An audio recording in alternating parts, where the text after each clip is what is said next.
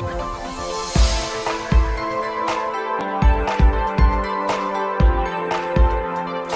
welcome to Flory Models. I'm Philip Flory. Great time at Scale Model World last week. Totally knackered and exhausted from it all. It was great to see you all there, and I hope you all picked up your goodie bags. I certainly seemed to go through a lot. In fact, we went through them all and a load more as well. So I hope you're all happy with what you've got. Totally blown away by all your kind comments, thanks and praise and everything else. But as I always say, it's not me. I just sort of sit here and steer the ship a little bit. It's you guys who make the site and make it as well as it is. But I will take all the compliments, and good job we got the big doors to get me out of the actual building at the end of the day.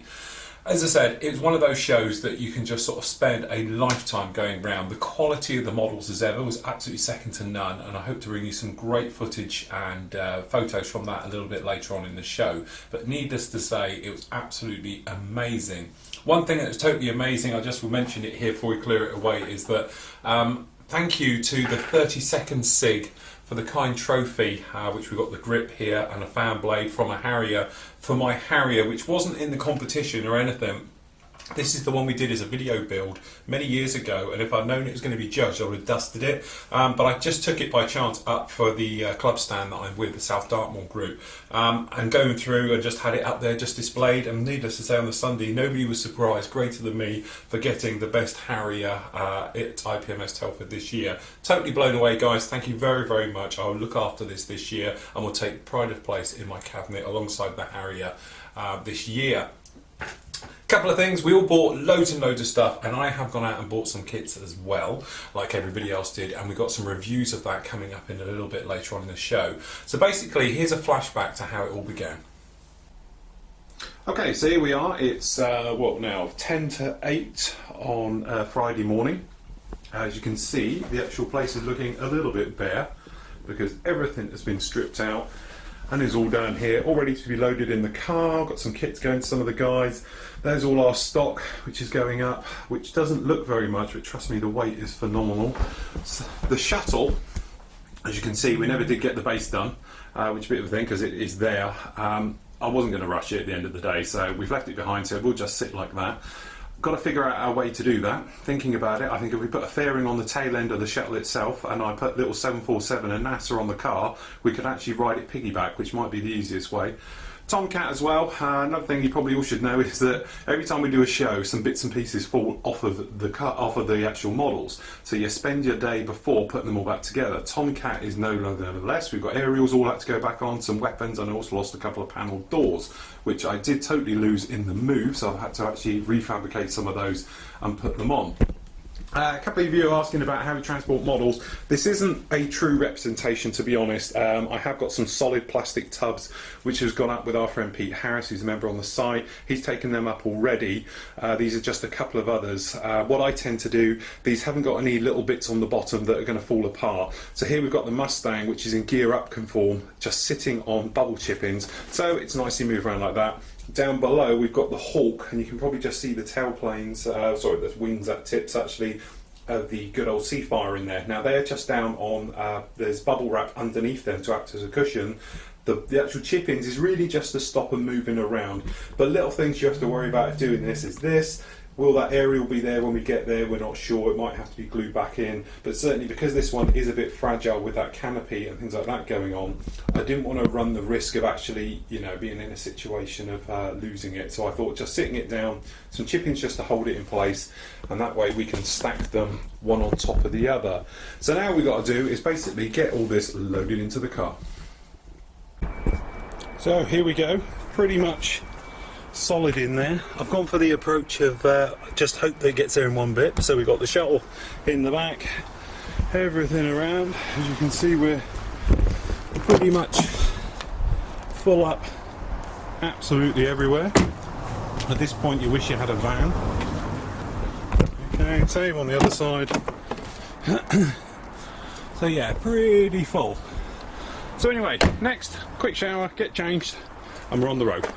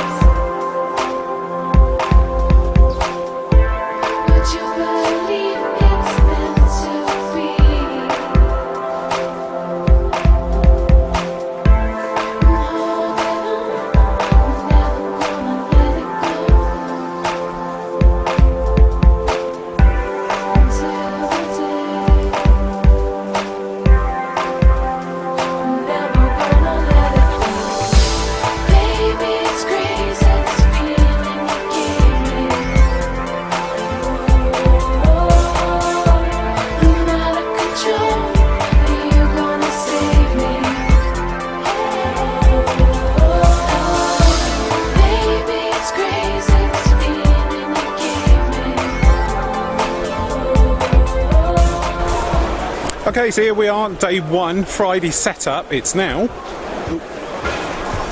4:15, and it's looking something like this. We just zoom in. Here's the Flory Models stand.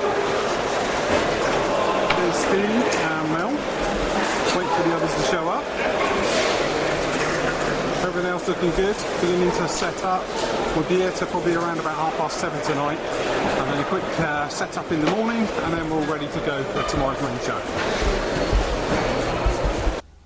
Okay, so that's a bit of a start. We've got more photos, some stills and better quality images coming up a little bit later on the show as we sort of bow out. Now, I've been banging on for the various few weeks now about obviously the cost of kits and everything else. So when Zucamori came up here, and they basically turned around and said everybody who pre-orders their kits gets a fantastic price. For instance, this here is the new A1J Sky Raider. This is the US Air Force version versus the Navy one that's out already for £100. Absolutely bargain. So I thought, right, okay, we'll have one of them. Myself and Steve on the team both ordered one, and we were really surprised to find out that we were successful at getting them in. And these came over as sort of a pre-order with the Zucamori people, and who had a fantastic stand on the actual site. So, really, okay, yes, I know this is probably around about 180 quid's worth. Especially we got the weapon set, but myself and Steve will be sharing the weapon set between us. It is an expensive kit, but I got it as a bargain, so that's the reason for doing it. So first up, the actual kit itself. What do you get in this enormous box? Now, relatively a new company, but they have got some fantastic kits in the pipeline. First of all, you've got quite a strange box, the way it all opens up and undoes. So it opens up like so, to reveal this. Now, to be honest, I normally do this completely blind, but I have had a look at the instructions beforehand, purely because I couldn't wait. In a nutshell, so in the box itself, if we start with how it is in the box. So we've got here the colour photo etch actual set. Okay, now this doesn't come with a box, this is an extra on top, but well worth doing it. It's about really the only thing I think you're going to need to turn this into an amazing kit. You could probably build it just out of the box, we'll explain about that in a moment, but a bit of photo colour etch in here really does add the detail and saves the modeller a lot of time having to be precise. And perhaps if your eyesight's not brilliant anymore and you're working through the larger scales, this is one thing to be able to do good cockpits, good level of detail relatively quickly. So as you can imagine, we were used to dealing with this, we've done it on a lot of builds before, it's the same as everybody else's, okay, so you've got laminated system, so you have the black panel in first and then we'll go in with the other one afterwards.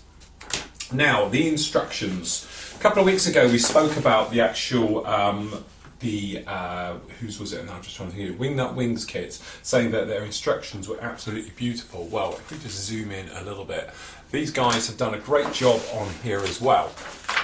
So, same type of thing. We've got detail about the aircraft, the weaponry and the thing. Obviously it's in English and Japanese, being a Japanese aircraft. Now this system here is for the, I've got to remember which one it is now, is the H, which is the Navy version. They are extremely close and we'll speak about it before, but the instructions are for the Navy version, but as I said, we'll explain it more. We've got this system now which seems to be becoming the norm with the more expensive kits, shall we say, of actually having full colour photos of the parts built up to show you how it should look, which is quite a nice touch because all too often sometimes when you're building you're wondering quite what is it. Beautifully explained and diagrams of actually going through of building the actual thing. So we've got colour collats, which are quite nice. We've got little bottles here explaining what they are, where they go and everything else. The different options for obviously different seating, instrument panels, how they're going to go, which are things. Now the big thing you'll notice with this kit as we go through is it's not your standard kit. Now I'm not brilliantly sure about this. Say brilliant sure? Funny word, one of my made up ones. But the level of detail in this kit is truly amazing. The big drawback is probably 50% of all the work you'll do with this kit is you won't actually see it. You're going to know it's there, other modelers are going to know it's there, but your partners and that, the bit where they go, that's nice, won't know it's there because it's going to be hidden away. But this is the level of detail. So we've got all the radios, we've got fuel tanks, we've got various bottles and things going in here, and all the bits and pieces as you see going through, which are going to go into these type of areas down here. Now the thing is, as you can see, we've got all the spars and everything going through that you're never going to see, but there again, you know they're there. The only thing about this is, my criticism really is that if you get any misalignments with this, it's going to play havoc as you go on with the build. So you've got to be quite precise. Now, I've never built this kit. I'm not sure how it's good. But looking at the call-outs of what it's talking about in here and going through and having working systems on it, such as the dive brakes, things like that, it does look to be very, very nice. A couple of you guys on the site have built this. You've done the J version and the feedback has been more than good. Okay, so we're looking at pretty good kits. But as you can see, if we just flash through now, that's the fuselage done. Then we're working on to this beautifully detailed engine, which, as I said, goes through, which is an entire kit unto itself. Then we're moving on to the wing section. We've got full wing spars, things like this. You're never going to see them, but hell, they're in there, okay? We've got all the wing ribbing goes in this as well, as you can see down here. Opening up the holes, obviously a bit of a must on this kit, but this level of detail inside is second to none. But again, we're not going to see it. Is it worth doing it? Do you want to mess around with it? Depending on your modelling. Is this the new way of going? I don't know. You guys tell me. This is the thing. Obviously not so much into this one, because obviously talking about wing fold for ships, things like that. Obviously the spans didn't tend to do that so much with the Air Force ones. But as I said, we've got various brake lines going in, very, very detailed gear, everything else, as you can see, working your way through. So we're talking about engine fitting and the cowling going on, flaps and aileron system going in. Obviously all of this very detailed, it all works, okay? But just generally going through, it does seem to be very well thought out the way this is building. Something very similar along the lines with the wing nut wings kits we've been reviewing recently. Again, having never built one, I'm not sure. But if I'm a bit of a novice coming through, these instructions are a lot better than anything from our usual Airfix and people like that. So there we go. That is your paint call out and everything else just in there. Now what you actually get here is an upgrade booklet, if you like, which shows the ones for the Air Force one, which is the J. Okay, so we've got a couple of little update bits of information down there. We've got obviously information on the fan club, which has been started up now, and basically the differences between the J and the H version and what you're going to have to do to make them slightly different. So it's not biggies, it's things like tail wheels, instrument panels slightly different, wing tips we can see going down in here a little bit different, a few little aerials going in there, some little differences, but again, pretty much the same type of thing. It's mainly aerials and things, so there's nothing massive difference on this one. And again, the colour scheme, pretty much, you know, you've got the Hustler, which is probably much the most famous, I think, SPAD out there, but certainly you've got other ones as well. The aftermarket guys have jumped on this with a vengeance, as you can imagine, with different call-outs for different markings, things like that. Decal sheet. Amazingly, we get both types. Okay, so obviously we've got the Air Force version and we've got the Navy. So what we're actually saying here, we've got completely the J and the H kit in the same box. So if you want to do, perhaps you want to buy one of these and you're not quite sure which version you're going to do, go out and buy the H version here.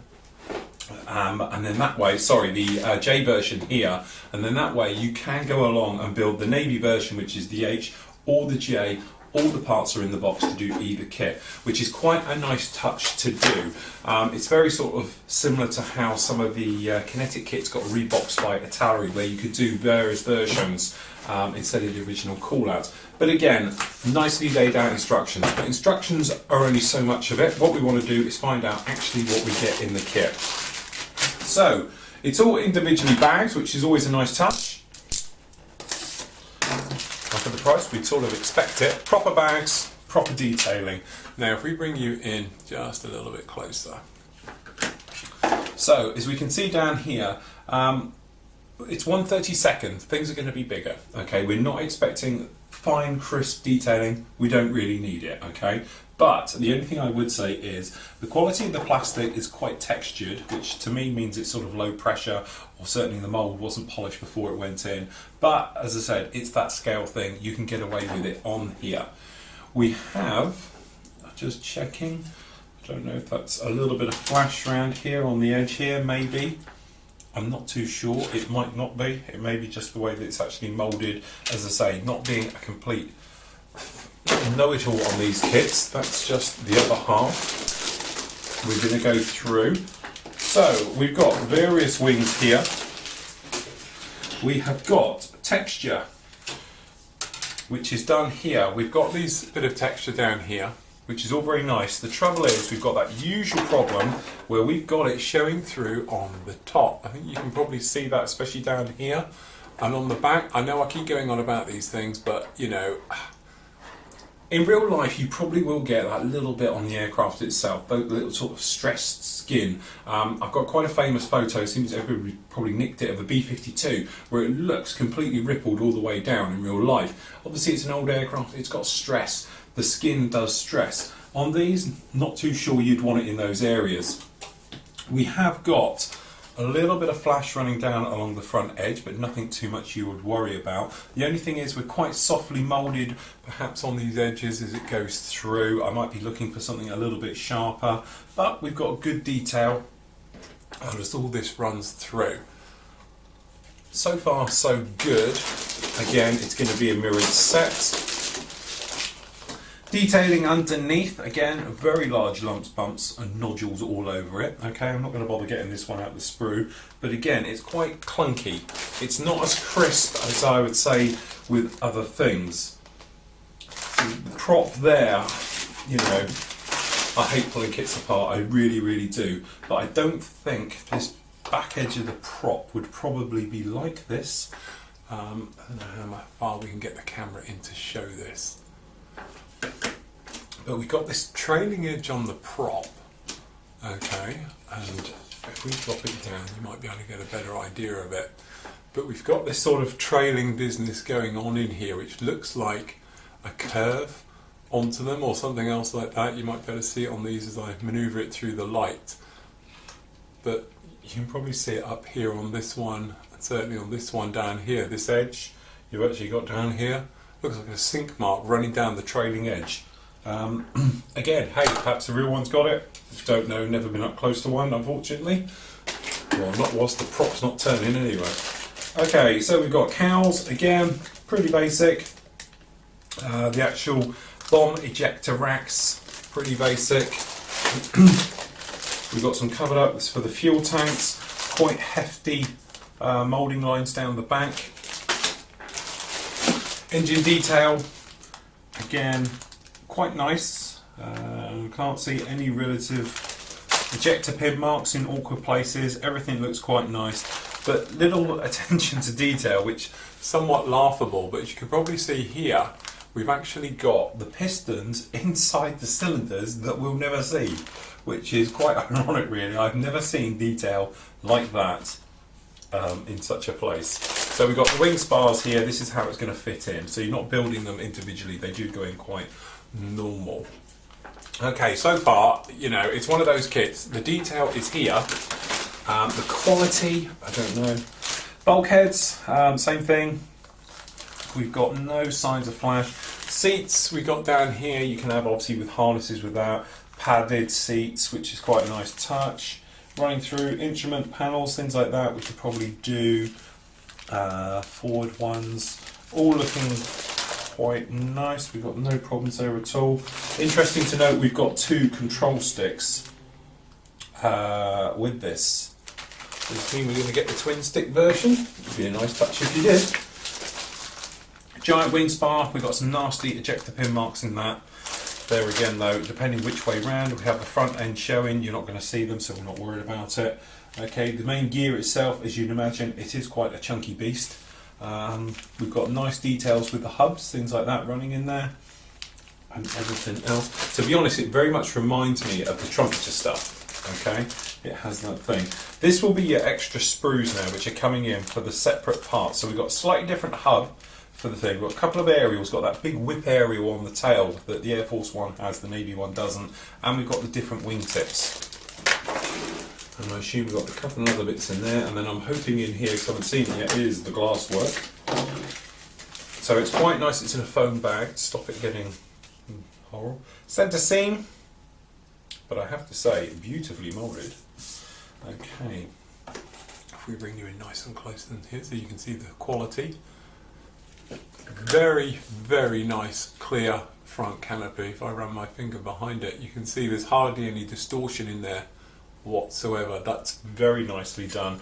And the rear one, although it's lovely done, it has got a centre seam running right the way through it, so we'll have to polish that out. But as you said, if you see my tutorials on polishing, then it's no problem at all. As I said, quite a nice touch that. So overall review of it.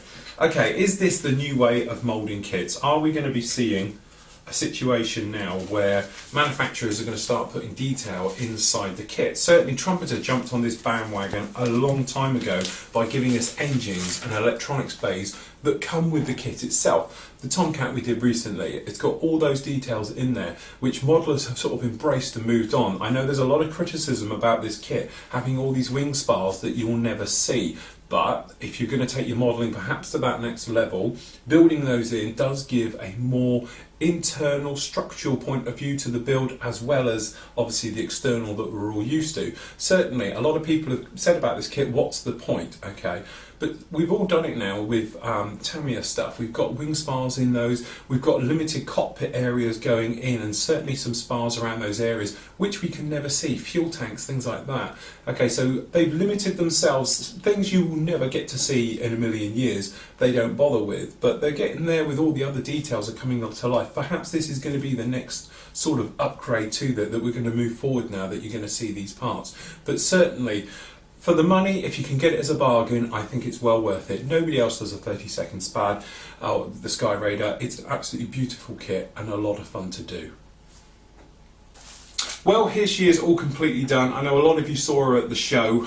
Yes, it is a monster and everything else like that. Thank you for all your kind comments about it and saying it's nice to see something different, and I like to do things that are different as well. Would I do another one? No chance. I'll tell you what, there's a lot of filler and a lot of paint and a lot of mess that went into this one. But it's one of those ones I can tick off the box now, I've done it. And I'm glad I did. Really, different things we learnt during this build and everything else. So you can see part 6 of this is up on the site now. Part 7 will finish it off, okay, completely. Yes, I am working on the base, which is here, which is still a cardboard mess. It was rather optimistic of me to think that we'd ever get that done in 3 days. But to be honest, this thing weighs 1.5 kilos. There's no way it would take the weight. So what I've done is I bought a couple of sheets of 3mm ply, and I'm going to make a box section inside that box unit that you saw last week to strengthen it all up, and then some verticals in there to make it solid that it will be able to take safely this particular model on it, because there'd be nothing worse to hear that bang in the night and this thing falls over, because I'm not doing another one.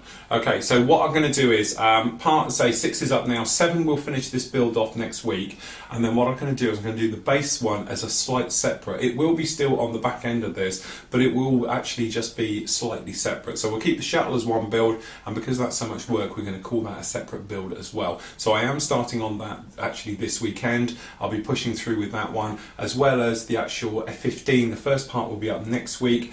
This will all be out of the way hopefully next week, be done and dusted, and I can get going on the Sea-Bixen, which puts these back to sort of 2 builds every week, so you'll get an hour of builds every week, as well as me doing the usual rabbiting on like this. But there we go, that's about it for this week. As I said, thank you so much for everybody who came to speak to us at Scale Model World. Next year we intend to have something a lot bigger and better stand as well. So all your members, perhaps you can display your work on there as well, which would be a really nice thing. Really love to have your stuff there. Nice to see that we've all booked into the same hotel already this year. I think we're taking over the hotel, because at the last count I think we've got 15 rooms in there with all us in there, so it should be fun. So we've just got to wait a whole year until then. Until then, here's a look back to music of exactly what happened at Scale World and some of the brilliant builds that were there. So until next week everybody, happy modelling and take care.